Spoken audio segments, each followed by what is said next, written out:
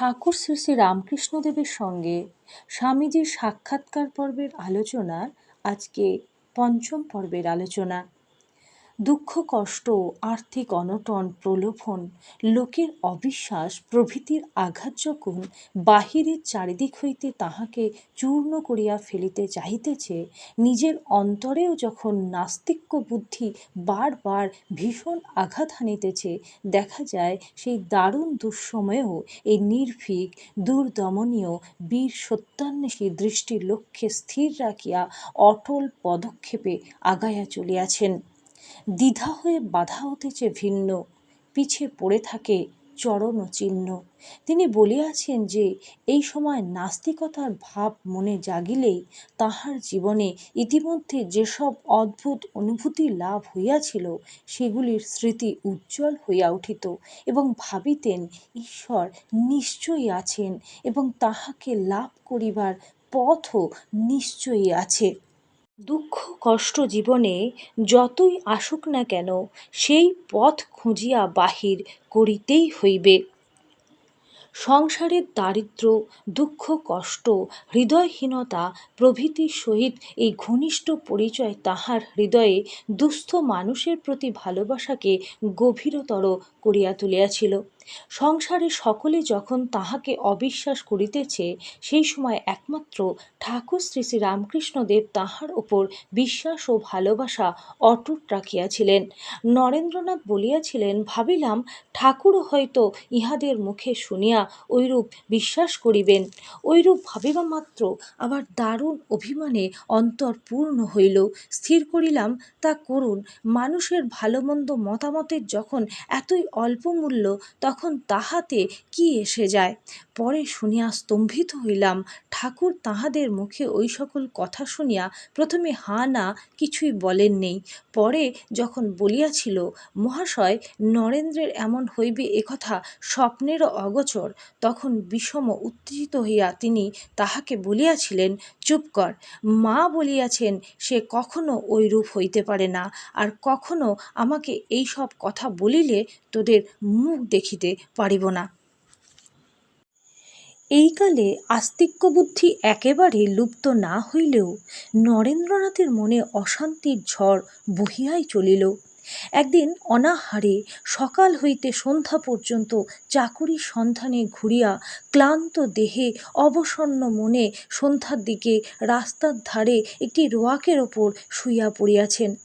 এমন সময় দৈব কৃপায় তাহার একটি উপলব্ধি হয়। এই সময় যেসব প্রশ্নের সমাধান বুদ্ধি দ্বারা করিতে না পারিয়া মন অশান্তিতে ভরিয়া উঠিয়াছিল, এই অতীন্দ্রিয় জ্ঞানের উদ্ভাসে তাহার সব কিছুরই সমাধান তিনি খুঁজিয়া পাইলেন। মনের আকাশকে এতদিন যে সংশয়ের মেঘ বারে বারে ঢাকিতে চাইতেছিল, তাহা চিরতরে অপসৃত হইল। অশান্তির ঝড় থামিয়া গেল। বিমল বিশ্বাসের স্থির স্নিগ্ধ জ্যোৎস্না আবার অবাধে ঝরিয়া পড়িল। এই উপলব্ধির ফলে তিনি বুঝিলেন যে সাধারণের মতো জীবন ধারণ করিতে তিনি আসেন নাই। স্থির করিলেন পিতামহের ন্যায় সন্ন্যাসী হইয়া চলিয়া যাইবেন। যাইবার দিনও শীঘ্রই স্থির করিয়া ফেলিলেন। কিন্তু ঈশ্বরের ইচ্ছা অন্যরূপ। সংসার ত্যাগের জন্য যে দিনটি নির্দিষ্ট করিয়াছিলেন, সংবাদ পাইলেন ঠাকুর শ্রী শ্রী রামকৃষ্ণদেব সেদিন কলিকাতায় কোনো ভক্তগৃহে আসিতেছেন। ভাবিলেন, ভালোই হইল, গুরুদর্শন করিয়া চিরকালের মতো গৃহত্যাগ করিব। কিন্তু ঠাকুর শ্রী রামকৃষ্ণদেবের সঙ্গে সাক্ষাৎ হইবা মাত্র তিনি বলিলেন, তোকে আজ আমার সঙ্গে দক্ষিণেশ্বরে যাইতে হইবে। নরেন্দ্রনাথ বহু ওজোর আপত্তি করিলেন, কিন্তু ঠাকুর শ্রী রামকৃষ্ণদেব কিছুতেই ছাড়িলেন না। ফিরিবার সময় তাহাকে সঙ্গে করিয়া লইয়া গেলেন। দক্ষিণেশ্বরে পৌঁছাইবার কিছুক্ষণ পরে ভাবাবিষ্ট ঠাকুর শ্রী শ্রী রামকৃষ্ণদেব নরেন্দ্রনাথকে সস্নেহে ধরিয়া সজল নয়নে গাহিতে লাগিলেন, কথা কহিতেও ডরাই, না কহিতেও ডরাই, আমার মনে সন্দেহ হয়, পাছে তোমারে হারাই, হা রাই। নরেন্দ্রনাথ বলিয়াছেন, অন্তরের প্রবল ভাবরাশি এতক্ষণ সযত্নে রুদ্ধ রাখিয়াছিলাম, আর বেগ সংবরণ করিতে পারিলাম না। ঠাকুরের ন্যায় আমারও বক্ষ নয়নধারায় প্লাবিত হইতে লাগিল। নিশ্চয় বুঝিলাম ঠাকুর সব কথা জানিতে পারিয়াছেন।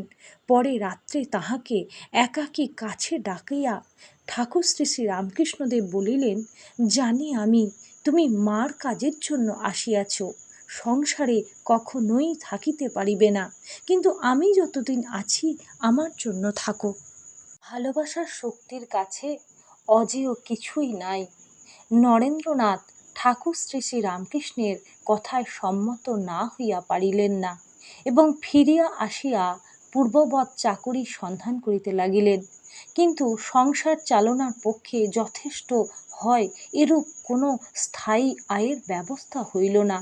তখন মা ও ভাইদের খাওয়া পড়ার কষ্ট আর সহ্য করিতে না পারিয়া এবং নিজের চেষ্টায় তাহার কোনো প্রতিকারও করিতে পারিতেছেন না দেখিয়া একদিন দক্ষিণেশ্বরে যাইয়া ঠাকুর শ্রী শ্রী রামকৃষ্ণকে অনুরোধ করিলেন যে তাহার মা ও ভাইদের অন্নকষ্ট দূর করিয়া দিবার জন্য মা কালীকে বলিতে হইবে।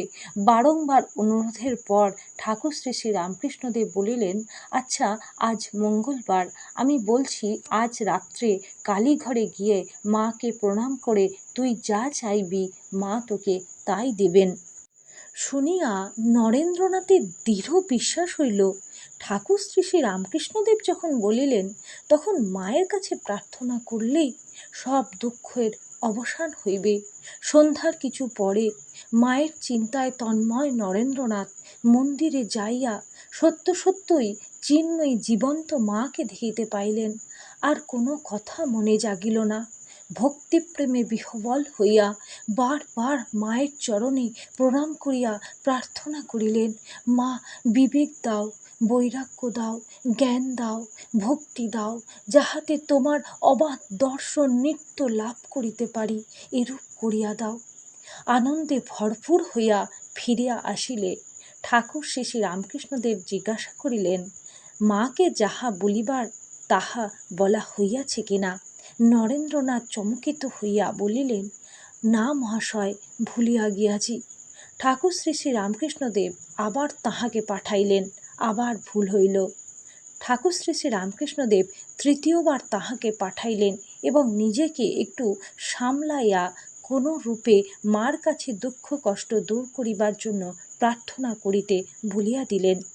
এবারে নরেন্দ্রনাথ ঐরূপ করিবার সংকল্প হৃদয়ে জাগরুক রাখিয়া মন্দিরের দ্বার পর্যন্ত যাইলেন, কিন্তু মন্দিরে ঢুকিয়াই লজ্জায় মরিয়া গেলেন। এ কি তুচ্ছ কথা আমি মাকে বলতে আসিয়াছি! ঠাকুর যে বলেন রাজার প্রসন্নতা লাভ করিয়া তাহার নিকট হইতে লাউ কুমড়ো ভিক্ষা করা, এ যে সেইরূপ নির্বুদ্ধিতা। বারে বারে মাকে প্রণাম করিয়া বলিলেন, অন্য কিছু চাহি না মা, কেবল জ্ঞান দাও, ভক্তি দাও। মন্দির হইতে ফিরিয়া আসিয়া ইহা ঠাকুর শ্রী শ্রী রামকৃষ্ণদেবেরই খেলা ভাবিয়া তাহাকে চাপিয়া ধরিলেন। এখন আপনাকেই বলতে হবে যে আমার মা ভাইদের খাওয়া পড়ার অভাব থাকবে না। বারংবার অনুরুদ্ধ হইয়া ঠাকুর শ্রী রামকৃষ্ণদেব ওই দিন বলিয়াছিলেন, আচ্ছা যা, তোদের মোটা ভাত কাপড়ের অভাব কখনো হবে না।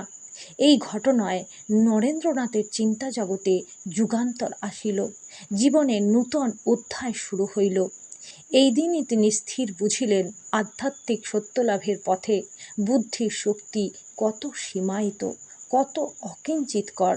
বুঝিলেন বুদ্ধির পারে যাইতে না পারিলে উহা লাভ করা যায় না, হৃদয়ের পথ ধরিয়া সেখানে পৌঁছাতে হয়।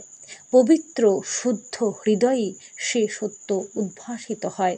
সেই দিন হইতে যুক্তির সঙ্গে তাহার হৃদয়ে বিরোধ থামিয়া গেল। পরজীবনে তিনি বলিয়াছেন যে মানুষের অন্তর্নিহিত দেবত্বের বিকাশের জন্য বুদ্ধিবৃত্তি ও হৃদয় উভয়েরই সমান উৎকর্ষ সাধন প্রয়োজন। যুক্তি ও বুদ্ধি যতদূর যাইতে পারে তাহাদের সঙ্গে তত দূর অবশ্যই যাইতে হইবে, তবে বুদ্ধি কিছু দূর যাইয়া আর যাইতে পারে না, তাহার একটা সীমা আছে। কিন্তু জ্ঞানলোক আসিবার জন্য বুদ্ধির দ্বার অপেক্ষা বহুগুণ বেশি প্রশস্ত আরেকটি দ্বার পবিত্র একাগ্র হৃদয়ে উন্মুক্ত হয়, ইহার নাম সজ্ঞা। এই পথে যখন জ্ঞানের আলোক আসিতে আরম্ভ করে, মানুষ তখন বুদ্ধির সীমা ছাড়াইয়া সত্যের রাজ্যে আরও বহুদূর চলিয়া যায়। তিনি বলিয়াছেন যে মস্তিষ্কের ভাষা সর্বত্র পৌঁছায় না, কিন্তু হৃদয়ের ভাষা তৃণগুচ্ছ হইতে আরম্ভ করিয়া ভগবান পর্যন্ত সকলেই বুঝিতে পারে। সাধারণ দৃষ্টিতেই আমরা দেখিতে পাই, একজন আর একজনকে ভালোবাসিতেছে কি ঘৃণা করিতেছে, তাহা মানুষ তো দূরের কথা, পশু পক্ষীরাও বুঝিতে পারে। আচার্য শঙ্করের মতো জ্ঞান ও বুদ্ধদেবের মতো হৃদয়ের একত্র সমাবেশই পরবর্তীকালে তাহাকে নবযুগের পথ নির্দেশক, দেশপ্রেমিক, মানবপ্রেমিক, বিশ্বজয়ী মহাজ্ঞানী স্বামী বিবেকানন্দে পরিণত করিয়াছিল। তাহার জীবৎকালেই একদিকে যেমন ম্যাক্স মুলার, টলস্টয় প্রভৃতি আস্তিক পণ্ডিতেরা, ইঙ্গারসোল প্রভৃতি নাস্তিকেরা এবং বহু বড় বড় বৈজ্ঞানিকেরা তাহার জ্ঞানের গভীরতা ও প্রসারতা দেখিয়া বিস্ময় বিমুগ্ধ হইয়াছেন, অপরদিকে তাহাকে তেমনি তাহার স্বদেশপ্রেমে উদ্বুদ্ধ হইয়া ভারতের দুর্দশা মোচনের জন্য জীবন বলি দিয়াছেন বহু ভারত সন্তান, এমনকি দু একজন পাশ্চাত্যবাসীও। দুস্থ জনগণের প্রতি তাহার অসীম সহানুভূতি জনসেবার কাজে মন প্রাণ শরীর অর্পণ করিতে উদ্বুদ্ধ করিয়াছে বহু ভাগ্যবানকে। ঠাকুর ও স্বামীজির জীবনী নিয়ে পঞ্চম পর্বের আলোচনা আজকে এটুকুই।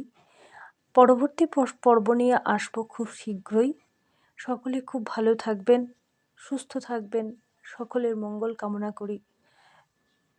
আজকের পর্বে আলোচনায় যদি কোনো ভুল ত্রুটি থাকে অবশ্যই সেগুলো কমেন্টে লিখবেন, এবং আমার পরবর্তী অডিও তৈরি করতে আমি বিষয়গুলিকে মাথায় রাখবো। আর যদি ভালো লাগে একটি লাইক করবেন। সকলের সুস্থতা কামনা করি।